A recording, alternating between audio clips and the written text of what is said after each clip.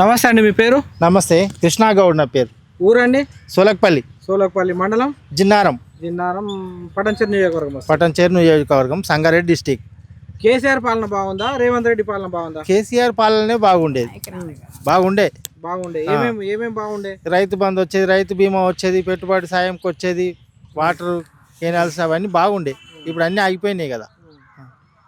Congress government, Revanth government నేను వచ్చిన తర్వాత 6 గ్యారెంటీలు ఇస్తున్నాడు. మీకు ఏవేవి అమలైనాయి 6 గ్యారెంటీలలో? ఏవైనాయి? 2 అయినాయి. బస్ ఒకటి, కరెంటు అయినాయి. ఇక తత్తిమ ఏది కాలే. గ్యాస్ 500 గ్యాస్ కాలేదు. ప్రతి మహిళకు 2500 ఇస్తాను. కాలేదు. పెన్షన్ 4000 చేస్తాను. కాలేదు. ఇప్పటికిప్పుడు ఎలక్షన్లు పెడితే ఏ పార్టీ గెలుస్తుంది? ఇప్పుడు తెలియదా? ఇప్పుడు ఏది కాలేదన్నప్పుడు వేయరని తెలుసు కదా. రైతులు మాత్రం వేయరు. రైతులకు అన్యాయం జరుగుతుందిగా. జరుగుతలేదా? జరుగుతుంది.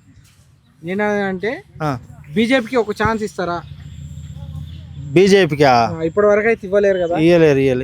ఇవ్వరు. నమస్తే అండి, మీ పేరు? నమస్తే, కృష్ణా గౌడ్ నా పేరు. ఊరండి? సోలక్పల్లి. సోలక్పల్లి మండలం? జిన్నారం. జిన్నారం పటంచెరు నియోజకవర్గం వస్తుంది. పటంచెరు నియోజకవర్గం, సంగారెడ్డి డిస్టిక్. కేసీఆర్ పాలన బాగుందా, రేవంత్ రెడ్డి పాలన బాగుందా? కేసీఆర్ పాలనే బాగుండేది. బాగుండే. ఏమేం బాగుండే? రైతు బంధు వచ్చేది, రైతు బీమా వచ్చేది, పెట్టుబడి సాయంకి వచ్చేది, వాటర్ కెనాల్స్ అవన్నీ బాగుండే. ఇప్పుడు అన్నీ ఆగిపోయినాయి కదా. కాంగ్రెస్ గవర్నమెంట్, రేవంత్ గవర్నమెంట్ నేను వచ్చిన తర్వాత 6 గ్యారెంటీలు ఇస్తున్నాడు. మీకు ఏవేవి అమలైనాయి 6 గ్యారెంటీలలో? ఏవైనాయి? 2 అయినాయి. బస్ ఒకటి, కరెంటు అయినాయి. ఇక తత్తిమ ఏది కాలే. గ్యాస్ 500 గ్యాస్ కాలేదు. ప్రతి మహిళకు 2500 ఇస్తాను. కాలేదు. పెన్షన్ 4000 చేస్తాను. కాలేదు.